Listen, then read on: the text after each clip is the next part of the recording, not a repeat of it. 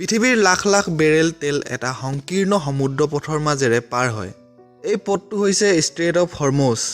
এই সামুদ্ৰিক পথটো ইৰাণ, আমেৰিকা, ইজৰাইলৰ যুদ্ধৰ বাবে ইৰাণে বন্ধ কৰি ৰাখিছে। ইৰাণে ৱাৰ্ণিং দিয়ে এই পথটোৰে যদি কোনোবা জাহাজ পাৰ হৈ যাব বিচাৰে তেন্তে ইৰাণৰ সেনাৰ আক্ৰমণৰ সন্মুখীন হ'ব লাগিব। ষ্ট্ৰেইট অফ হৰমুজ আছে পাৰস্য উপসাগৰ আৰু ওমান উপসাগৰৰ মাজত। উত্তৰৰ ফালে ইয়াক নিয়ন্ত্ৰণ কৰে ইৰাণে আৰু দক্ষিণৰ অংশটো ওমানে। বিশ্বৰ 5 ভাগৰ 1 অংশ তেল এই সামুদ্ৰিক পথটোৱে পাৰ কৰায়। প্ৰতিদিনে প্ৰায় 20 কোটি বেৰেল তেল ইয়াৰ পৰা পাৰ হৈ যায়। এছিয়া আৰু ইউৰোপৰ বহু দেশৰ তেল এই পথটোৰ ওপৰতেই নিৰ্ভৰশীল।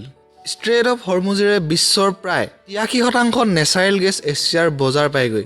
এই পথটোৰ ব্যস্ততাৰ বাবে ইঞ্চুৰেঞ্চ কোম্পানীয়ে ইয়াত বেছি টকা লয়, কিন্তু যেতিয়া ইৰাণে এই পথটোৰে যোৱা জাহাজ টাৰ্গেট কৰিবলৈ ল'লে ইঞ্চুৰেঞ্চ কোম্পানীয়ে হাত দাঙি দিলে।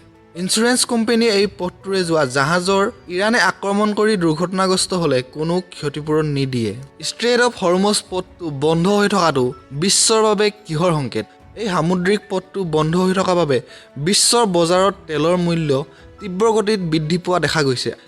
আৰু কেইসপ্তাহমানলৈ যদি ইৰাণ, আমেৰিকা, ইজৰাইলৰ যুদ্ধ চলি থাকে বিশ্বৰ বজাৰত ইয়াৰ সাংঘাতিক প্ৰতিক্ৰিয়া দেখা দিব। অৰ্থনীতিৰ গতি ধীমা হৈ পৰিব। আমাৰ দেশৰ প্ৰায় 40-ৰ পৰা 50% তেল এই পথটোৱেদি পাৰ হৈ আহে। এই পথটো বহুদিনলৈ বন্ধ হৈ থাকিলে দেশত পেট্ৰল, ডিজেল, LPGৰ মূল্য বৃদ্ধি হোৱাৰ সম্ভাৱনা আছে। কমেণ্টত লিখক আমাৰ দেশত কিমান দিনৰ বাবে অইল ৰিজাৰ্ভ আছে।